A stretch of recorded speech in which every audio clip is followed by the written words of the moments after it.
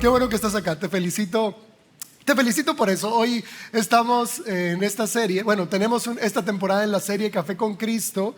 Estamos aprendiendo de Cristo y estamos aprendiendo de café. Estamos en la recta final de la serie. Ya nos quedan 2 sesiones para una nueva serie. Y hoy también traje un método de extracción de café que espero te guste. ¿Quieres aprender hoy de café también? Sí, bien. No, wow, sí. Miren, esta forma, es un vaso, oigan.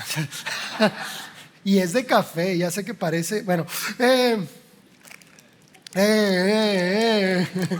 esta es una forma muy particular de hacer la extracción de café, porque es como de viaje o una forma más práctica de hacer café cuando estamos solitos en la oficina y queremos un buen café y cosas así. Miren, esto que ves aquí es un filtro, ¿ok? Un filtro individual, miren, se abre así poquito y luego miren, oh, wow. Y luego fíjense en la situación, el diseño, miren, va así, se acomoda así en la taza, miren qué padre. Y luego, obviamente se pone el café, no dolca, reprendemos todo espíritu de café instantáneo. Espero que a este nivel de la serie, por el amor de Dios, ponemos el café aquí, la misma proporción, ¿sí? 2 cucharadas, que son 15 gramos de café para una taza. Esto es agua caliente. Espero no tirar hoy nada, porque ya tiré, ¿verdad? Entonces, mira, lo tomamos así y hacemos la extracción. Vamos a dejarlo así, muchachos, porque es que se me olvida de tener aquí el piquito. Pues sí, claro. Entonces vamos a hacer la extracción aquí y está muy padre porque estos filtritos me los regaló la pastora Miss en un viaje que hicimos, y en el lugar donde íbamos no había así como un lugar de café, y me compró esto para que le hiciera café también. Lo hizo con chanfle la hermana, ¿verdad? Dios la bendiga donde quiera que esté. Entonces, miren, ahí va. Es un filtrito individual. ¡Wow! ¿Les gustó? Muy bien, date un aplauso pues por ponerme atención. Adelante, Ángel, ayúdame. ¿Alguien quiere café ahora sí? Está caliente, mijo. Bien. Vamos a ignorar el tiradero, sí, el chorrear. Vamos a ignorar el error personal, ¿verdad? Bien, pon tu mano en tu corazón ahí donde estás y vamos a orar juntos. Di así: Dios, mi corazón es tierra fértil para tu palabra. Que la palabra que hoy escuche dé mucho fruto. Amén. Muy bien, como sabes, esta serie está inspirada en preguntas importantes de la Escritura. La pregunta de la serie del día de hoy, de la sesión del día de hoy, es la sesión número 10 y tiene como título: ¿qué quieres que haga por ti? Y es una pregunta obviamente que Jesús nos hace a nosotros. ¿Qué quieres que haga por ti? Y esta pregunta aparece en uno de los milagros de Jesús. Tal vez tú recuerdas al ciego Bartimeo, ¿verdad? Y vamos a leer la escena. Está en Lucas 18 del 35 al 42. Dice: aconteció que acercándose Jesús a Jericó, un ciego estaba sentado junto al camino mendigando. Y al oír a la multitud que pasaba, preguntó qué era aquello, y le dijeron que pasaba Jesús Nazareno. Entonces dio voces diciendo: Jesús, hijo de David, ten misericordia de mí. Y los que iban delante le reprendían para que callase, pero él clamaba mucho más: Hijo de David, ten misericordia de mí. Jesús entonces, deteniéndose, mandó traerle a su presencia, y cuando llegó le preguntó diciendo: ¿qué quieres que haga por ti? Aquí es donde aparece la pregunta, ¿no? de la sesión de hoy. Y él dijo: Señor, que reciba la vista. Jesús le dijo: recíbela, tu fe te ha salvado. Miren, para mí es una escena muy curiosa porque la pregunta se me hace muy obvia, ¿verdad? O sea, es como, ¿para qué preguntas, Jesús? O sea, estás viendo y no ves, ¿verdad? O sea, es un mendigo que está gritando: ten misericordia de mí, ¿ok? Y luego viene, y cuando una persona es débil visual, es como muy obvio que la persona está en esa condición. Y más Jesús, conociendo los pensamientos, conocía todo pues. Y me parece muy curioso esto. ¿Por qué Jesús le pregunta al ciego Bartimeo, ¿qué quieres que haga por ti? ¿Cuál es la necesidad de preguntar? ¿Por qué no lo sanó y ya, verdad? Pero aquí es donde está el corazón del mensaje del día de hoy. Mira, los milagros ocurren cuando mi voluntad y la voluntad de Dios coinciden. Bien, lo voy a volver a decir porque ese es el corazón de todo el mensaje. Los milagros ocurren cuando mi voluntad coincide con la voluntad de Dios. Entonces es ahí donde se cumple la oración de que se haga tu voluntad en la tierra como en el cielo. Nosotros representamos la tierra y Dios representa, o Jesús representa, el cielo. Y cuando nuestras voluntades coinciden, el cielo y la tierra se unen, y es cuando lo sobrenatural empieza a invadir esta atmósfera o esta dimensión terrenal. Y es lo que ocurre aquí. Jesús quería hacer el milagro, ¿sí? Por algo se detuvo. Observaste la escena, dice que empieza a gritar Bartimeo. Jesús lo escucha, y aunque callaban a Bartimeo, Jesús se detiene y lo manda a llamar. Ahí tú ya ves la intención de Jesús de sí querer sanarlo. Él sí quería hacerlo de esa manera, y yo creo que, igual como te lo decía, Él conoce nuestra necesidad. La Biblia dice que antes de que la palabra salga de nuestra boca, Él ya la conoce, y Él quiere bendecirnos. Ahora, te quiero contar una experiencia personal. Esta serie también está basada en muchas conversaciones que yo he tenido con Dios. Y una vez yo estaba orando por ustedes, porque yo oro por Adulam con las fotitos de los aniversarios. Si no vas al aniversario, pues te pierdes la oración, te pierdes la bendición, ¿verdad? Así que ve a los aniversarios, ¿verdad? Pero en mi lugar de oración tengo todas las fotitos que nos hemos tomado, y oro por ustedes, y luego los busco así, ¿verdad? Y bueno, es un momento muy especial para mí. Y un día estaba orando por ustedes y le estaba diciendo a Dios que los bendijera. Dios sana, los bendícelos, prospera sus negocios y restaura su matrimonio. Pero mi oración empezó a tornarse muy melodramática. Mira, yo ya soy melodramático, ¿verdad? Ya soy muy melancólico, pero empecé a orar así de que, Señor, por favor, sánalos. Así, o sea, literal, ponle toda la crema posible, ¿verdad?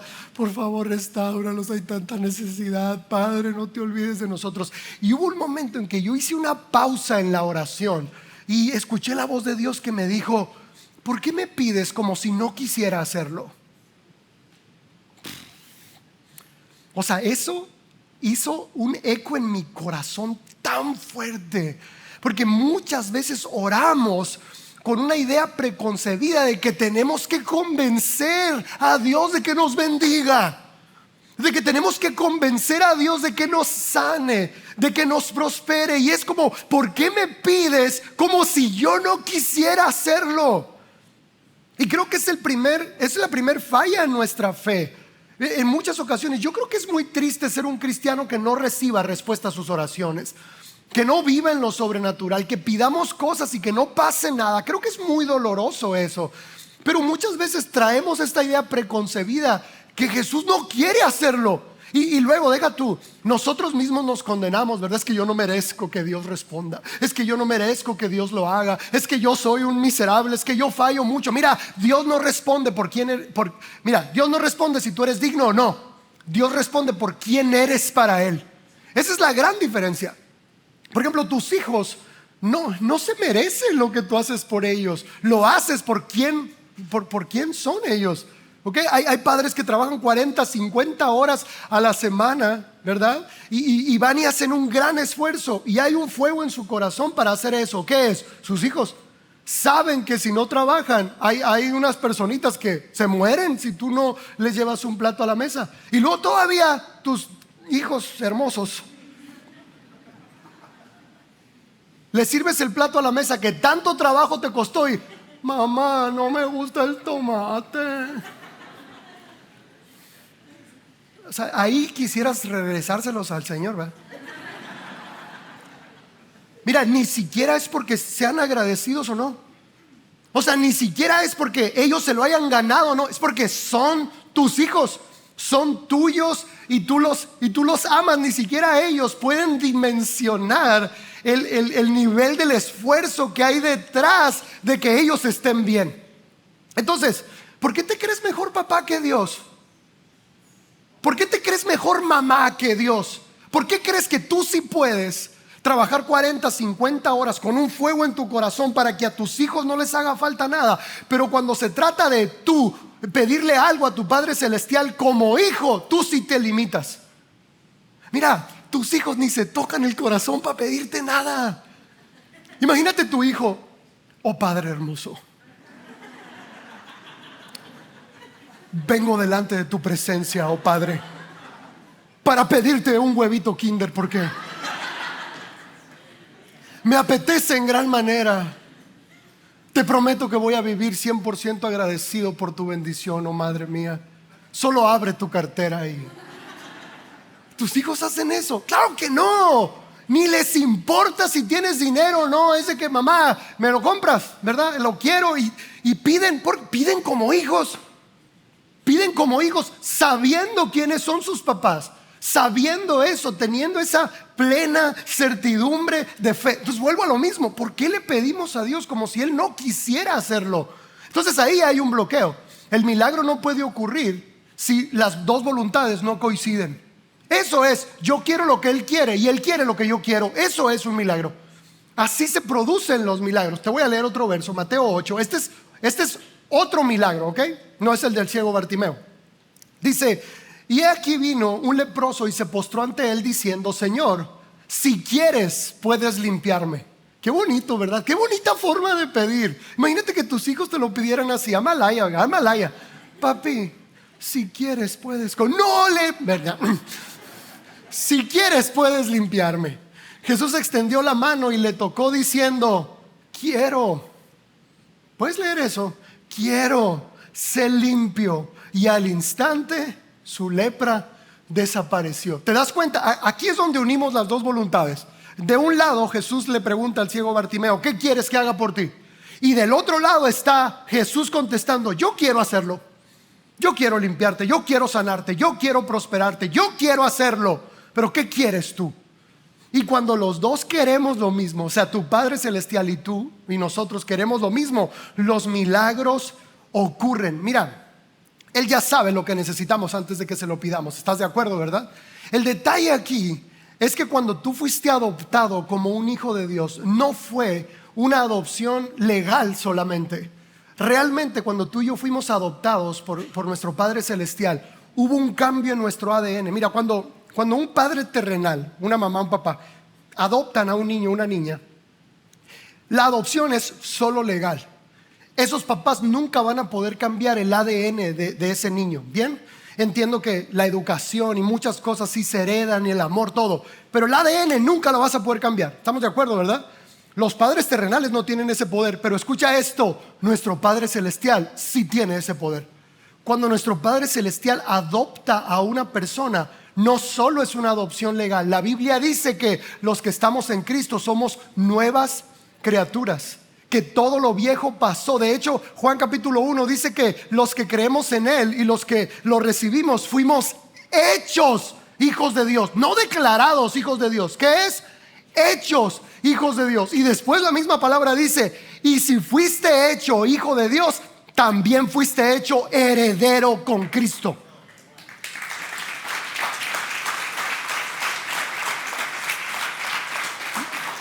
No sé si alguna vez has presenciado una historia así, donde se muere el patriarca y hay hijos legítimos y de repente llegan un flotón de hijos que nadie conocía. Y es que ya me ha pasado a mí, oigan, tremendo el varón, decía yo, se lo tenía muy guardadito. ¿Dónde estaban todos estos tremendos? Sí, y cuando se lee el testamento, los hijos legítimos no tienen derecho. Los hijos ilegítimos no tienen derechos. Solo los hijos legítimos. Es muy fuerte esa situación. Pero vuelvo a esta misma idea. Tú y yo fuimos adoptados, y no solamente adoptados, fuimos hechos hijos de Dios y herederos con Cristo. Mira, cuando tú aprendes a pedir, lo único que estás haciendo es ejerciendo tu derecho como hijo legítimo de Dios. Eso es todo. Por eso la Biblia nos invita a pedir. Mira, Él ya conoce todo, lo sabemos. Conoce nuestras necesidades. Y Él puede responderlo o Él puede bendecirnos sin la necesidad de que tú y yo pidamos. ¿Estás de acuerdo? Pero ¿sabes por qué Él quiere que pida? Primero, quiere que pidas para que ejercites la fe.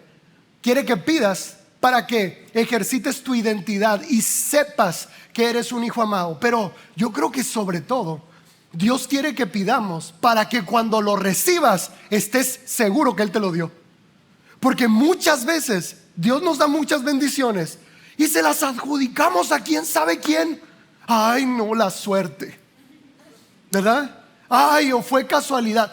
Y Dios diciendo, oye, fui yo fui quien lo hice. Pero cuando tú lo pides, lo pones en las manos de Dios y después ves el milagro, dices, fue Dios.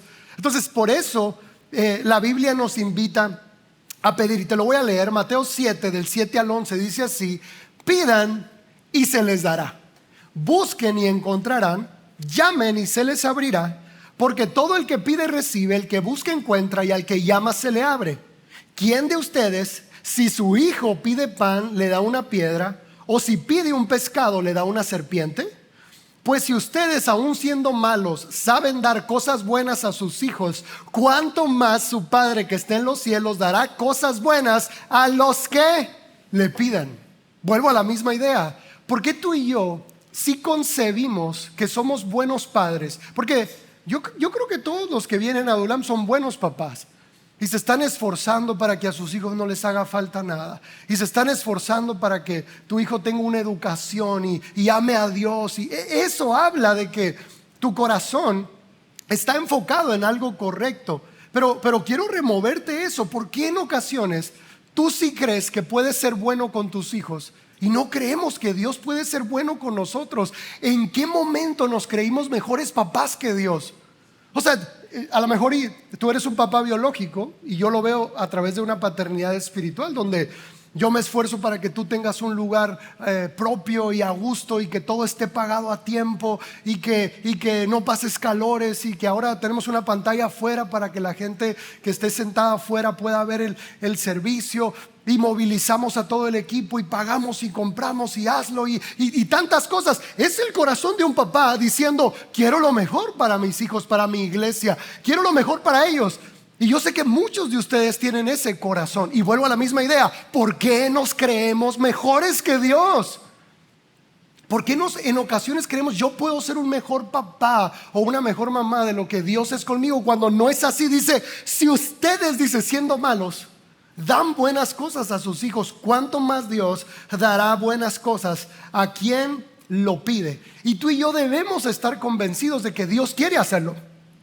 Tú y yo debemos estar convencidos de que Él quiere prosperarnos, que Él quiere que nos vaya bien. La Biblia dice que la voluntad de Dios es buena, agradable y perfecta. Entonces, si entra dentro de esos parámetros y tú lo quieres, Dios también lo quiere. Entonces, la pregunta que nos compete a continuación, ¿sí? Creo que es, bueno, pidan, ¿verdad? Pidan y se les dará. La pregunta que debemos hacernos es, pero ¿cómo pedir?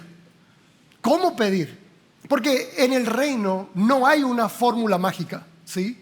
En el reino no hay palabras así como acomodadas de cierta manera, ¿verdad? Para que Dios haga algo. No opera así. De hecho, creo que en ocasiones los cristianos cometemos el error de tomar el nombre de Cristo como si fuera una palabra mágica. Te declaro sano en el nombre de Jesús, aleluya.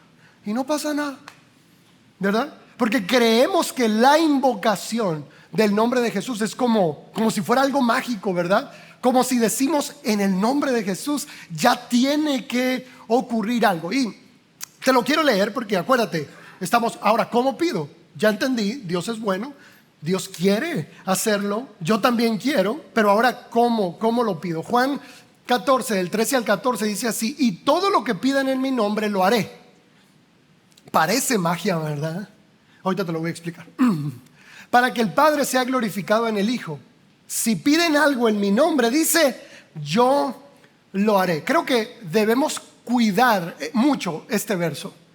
Debemos cuidar mucho el entender este verso, porque a veces yo me he dado cuenta que los cristianos a veces ni siquiera sabemos orar.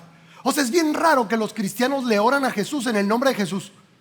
Jesús, estoy delante de tu divina presencia, Jesús, para honrarte, Jesús, en el nombre de Jesús, amén. Dices tú, o sea, le estás orando a Jesús en el nombre de Jesús. Aquí, o sea, es muy extraña la situación. Y usamos el nombre de Jesús, amén, como una muletilla, ¿no? como algo que se tiene que decir sin entender qué significa eso que la Biblia nos está diciendo. Entonces, a continuación, quiero explicarte qué significa pedir en el nombre de Jesús. Y te lo voy a explicar con 6 puntos muy importantes. ¿Qué significa pedir en el nombre de Jesús? Número 1, dice, en su representación. Ahora, la Biblia dice que tú y yo fuimos revestidos de Cristo y que en la tierra, en la atmósfera, en la dimensión terrenal, tú y yo representamos a Cristo aquí. Imagínate qué tan fuerte es esto. Entonces, en el nombre de Jesús no es una invocación, es una vida que vive a través de esa identidad. Tú y yo fuimos revestidos de Cristo. Por eso la Biblia dice, todo lo que hagan, háganlo en el nombre de Jesús. Y eso no quiere decir que estés lavando platos y luego lavando platos en el nombre de Jesús, bañándome en el nombre de Jesús, caminando en el nombre. O sea, no significa la invocación, ¿sí? Significa que estés consciente de que tú vives en la tierra representando a Cristo. Es esa conciencia, es de que yo lo represento aquí. Mira, ya sé que todos estamos en proceso, ¿sí? Todos estamos en proceso de perfección y transformación. Todo bien con eso. No estoy hablando de que representar a Cristo sea vivir una vida perfecta en ese sentido o sin errores. Lo que estoy diciendo, lo que estoy aclarando es que vivir representando a Cristo es vivir en una plena conciencia de que tú fuiste revestido de Cristo, ¿ok? Es un revestimiento, ya no son tus obras, son sus obras, ya no es tu mérito, es el mérito de Él, ¿ok? Entonces, no es una cuestión de invocación, es una cuestión de yo vivo representando a Cristo. Bien, segundo dice, por su autoridad. Y obviamente esto significa también la conciencia de que Cristo tiene toda autoridad y dominio sobre todo principado, poder, gobierno, no solo de este siglo, dice, sino del siglo venidero. Jesús tiene toda autoridad. Y mira, yo represento a Cristo y al mismo tiempo yo represento esa autoridad. ¿De acuerdo? Número 3 dice, por sus méritos. Y esta parte me gusta mucho porque yo sí oro de esa manera. Por ejemplo, cuando pido oración, cuando pido un milagro físico o de sanidad, comúnmente termino esa oración diciendo, te declaro sano por los méritos de Cristo. En lugar de decir en el nombre de Jesús, porque a veces no entendemos eso, yo declaro por los méritos de Cristo, porque la Biblia dice que Cristo llevó nuestras enfermedades en la cruz, Él llevó nuestro dolor, que por su llaga hemos sido curados. Entonces, ese es por los méritos de Cristo, por lo que Cristo hizo en la cruz, te declaro sano o declaro sanidad sobre ti. Eso es entender que el precio que Jesús pagó también es un precio completo. Dice, número 5, ¿dónde voy? Número 4 es, ¿verdad? En sus facultades. Ahora, facultad es el poder para realizar una acción. Es en el entendimiento que no hay nada imposible para Dios, ¿ok? Que Él todo lo puede, es en ese mismo entendimiento. Número 5 dice, en su voluntad. Y esto es importante porque no puedes pedir algo fuera de su voluntad y que Él lo conteste. De hecho, la Biblia dice que cuando tú y yo pedimos conforme a su voluntad, Él nos oye, y si Él nos oye, podemos estar seguros que tenemos la respuesta a esa necesidad. Por ejemplo, si alguien pide basado en el egoísmo, Dios no contesta esa oración. Si alguien pide basado en rivalidades, en ganarle a alguien más. Y mira, en algún momento me tocó una persona que me decía, pastor, estoy orando todos los días para que fulanito se muera. Está bien cañón eso, oigan. Y mira, este tipo de oraciones en ocasiones sí se despiertan en nuestro corazón. Y a lo mejor tú puedes decir, ay, qué fuerte orar para que alguien se muera. Pero hay personas que oran para que a otros les vaya mal o para que no les vaya bien. En mi libro yo describo una escena terrible, es una escena bien fuerte. Es una visión que Dios me dio, donde yo estaba viendo a un grupo de personas orando, ¿verdad? Era una visión, orando. Y en la observación yo veía que le estaban orando a Dios, pues yo veía que la oración que ellos estaban haciendo era dirigida a Dios. Y en la misma visión, ellos cambian, las personas se transforman y cuando se levantan de orar, se convierten como si fueran brujas o brujos, ¿verdad?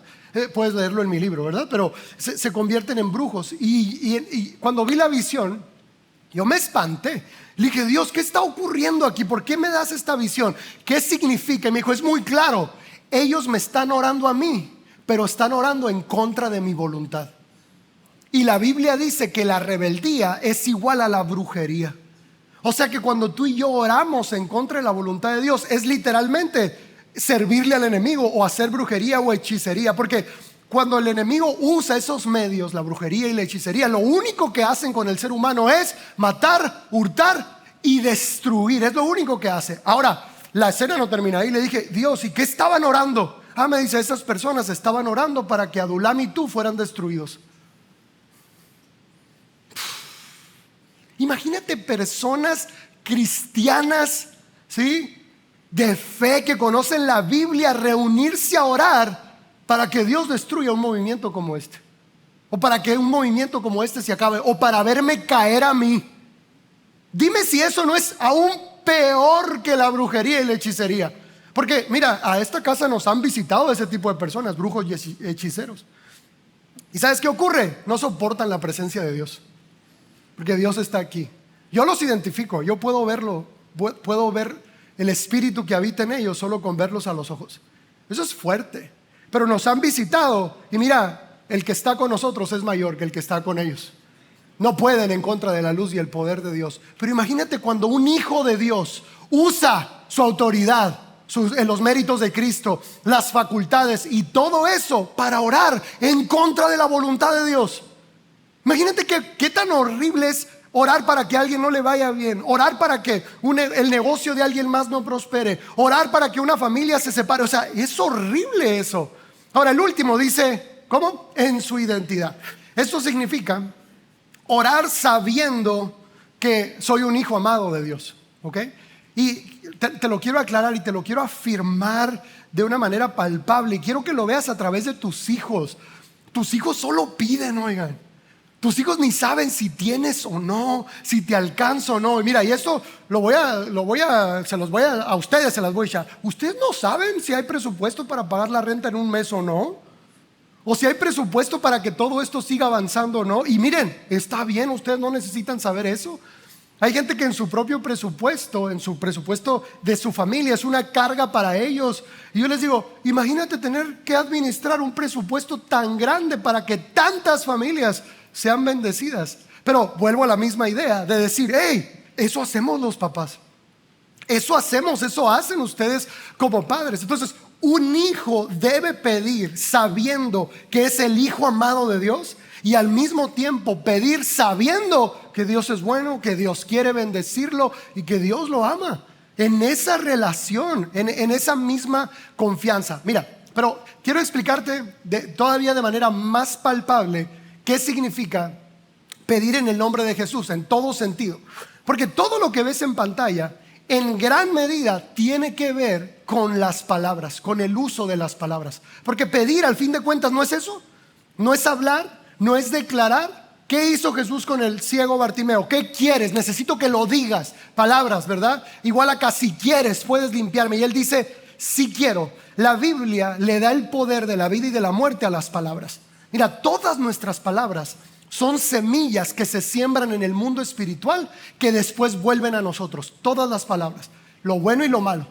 Cuando tú maldices a alguien, esa maldición va al reino espiritual, se siembra en lo espiritual, da fruto y regresa a ti. Por eso la Biblia dice que si no tienes nada bueno que decir, mejor no digas nada. Que guardes tu boca de toda maldición, de todo chisme, de juzgar a alguien sin conocerlo. Que cuides tus palabras, porque todo lo que dices no vuelve a ti vacío, o sea, no regresa solamente así. Pero ocurre algo. Imagínate una persona que vive revestido de Cristo, que fue regenerado, que es hijo de Dios, que tiene la autoridad de Dios. Todo esto. Si la persona vive en ese poder, entonces todas sus palabras se hacen realidad. Bien, mira, en el desierto ocurrió algo bien curioso. Satanás, cuando se acerca con Jesús, le dice, y esto lo acabo de descubrir hace poco, yo siempre había pensado, o en mi pensamiento recordaba, que Satanás le había dicho a Jesús, haz que estas piedras se conviertan en pan. ¿Verdad? Sí, recordamos más o menos la escena. Pero lo volví a leer y me di cuenta que Satanás le dijo a Jesús, di que estas piedras se conviertan en pan. No es haz que estas piedras se conviertan en pan, es di que estas piedras se conviertan en pan. Porque Satanás sabía quién era Jesús. el único que puede hablar y que algo ocurra es Dios. Dios hizo el universo con el poder de sus palabras. Por eso Satanás le dice a Jesús: nomás dilo, nomás di que estas piedras se conviertan en pan y se van a convertir. Dilo, dilo. Pero, ojo acá, esa misma autoridad ahora está en los hijos de Dios. Ese mismo poder ahora está en los hijos de Dios. Ahora, ¿cuál es el problema? Que tanto lo bueno y lo malo que tú y yo decimos se hace una realidad para nosotros y para el mundo en el que estamos. Entonces, cuando un hijo de Dios con autoridad, sus palabras están llenas de queja, llenas de chisme, llenas de maldición, llenas de juicio, ¿sabes qué hace Dios? Dice: anúlenle todo el poder que hay en sus palabras. Si es mi hijo, si lo compré, si lo perdoné, pero sus palabras no tienen autoridad, no tienen poder.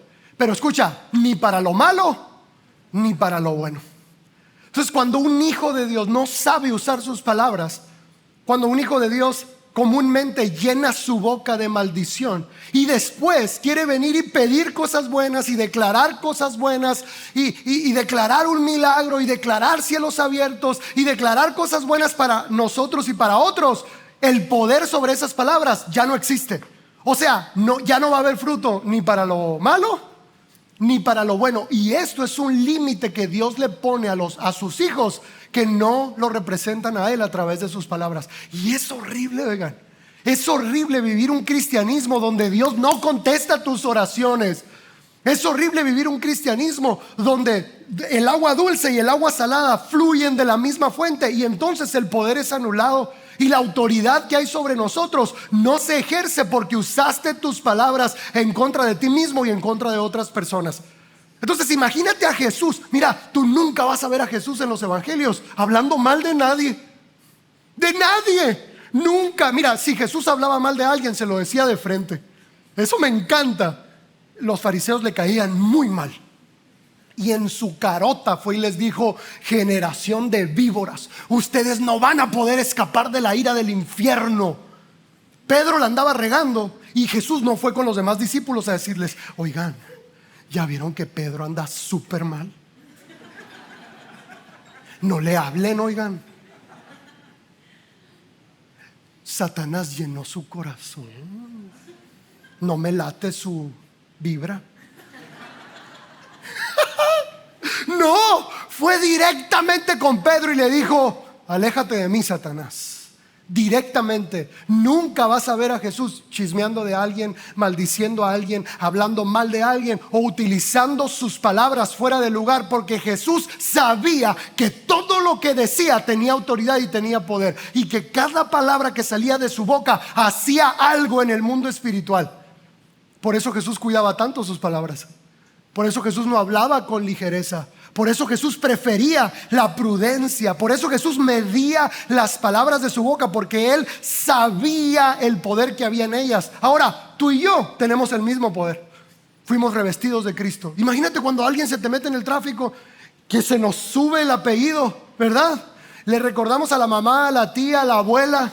Imagínate que Jesús sí contestara esas: es mi hijo, tiene autoridad, que se muera.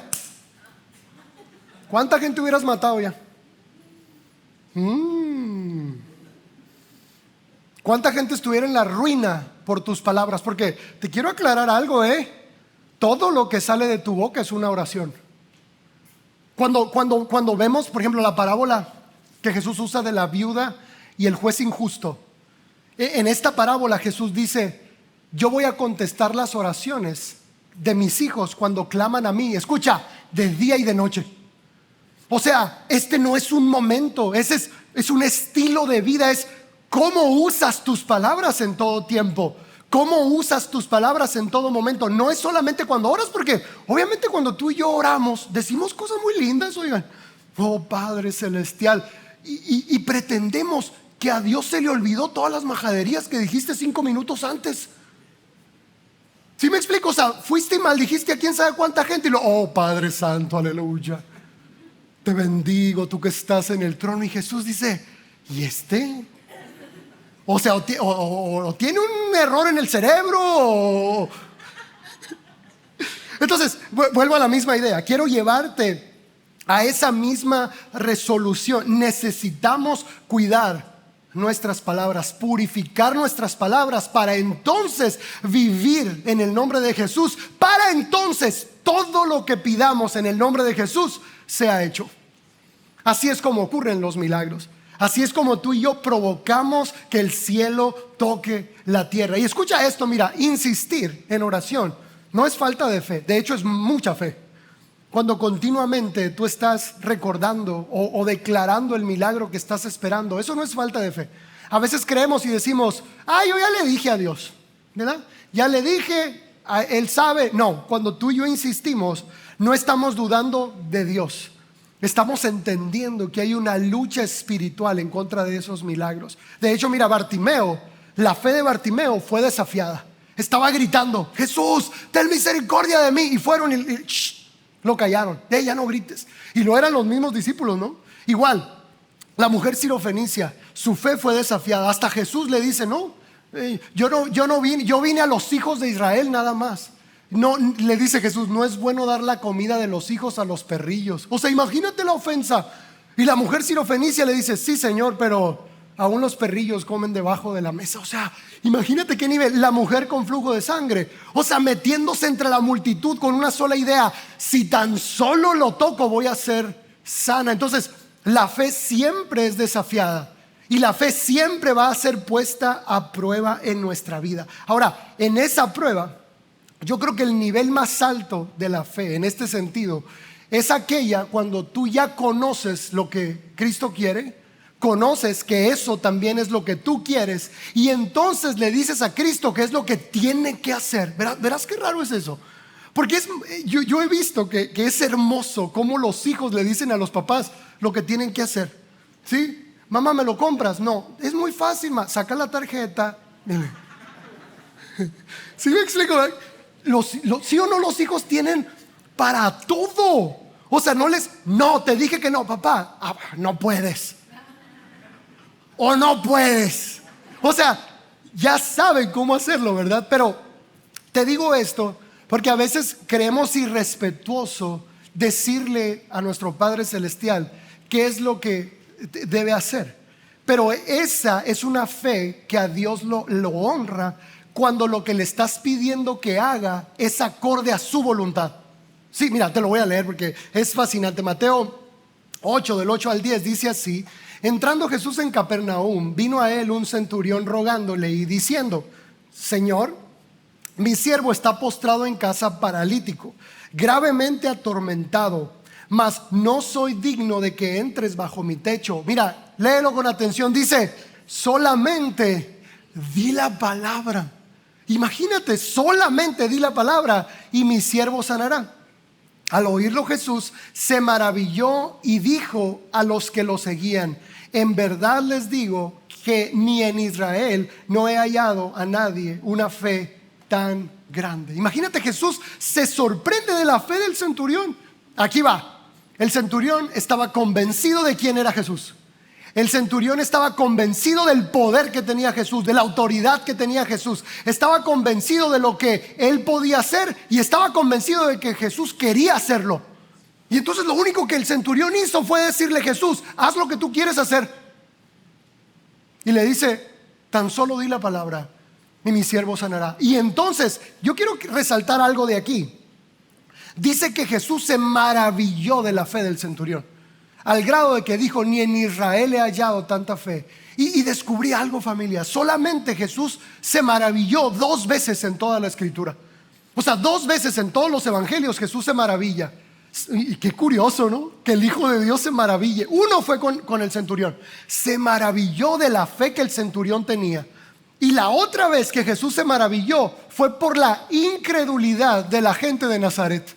Se usa la misma palabra. Jesús se maravilló de la incredulidad de ellos y ahí no pudo hacer ningún milagro, dijo. Mira, tú puedes sorprender a Jesús de 2 maneras: por tu fe o por tu incredulidad. O sea, Jesús puede decir: wow, qué gran fe. O sea, sabe quién soy yo, sabe quién es Él, sabe cuánto lo amo, sabe que es amado, sabe todo lo que tengo, sabe todo lo que puedo hacer y me lo pide.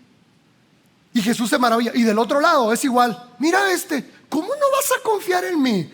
Y Él se maravilla de que nosotros dudemos de Él. Por eso te leo un verso más. Dice así Hebreos 11:6: sin fe es imposible agradar a Dios, porque es necesario que el que se acerca a Dios crea que le hay y que es galardonador de los que le buscan. Entonces es el mismo parámetro.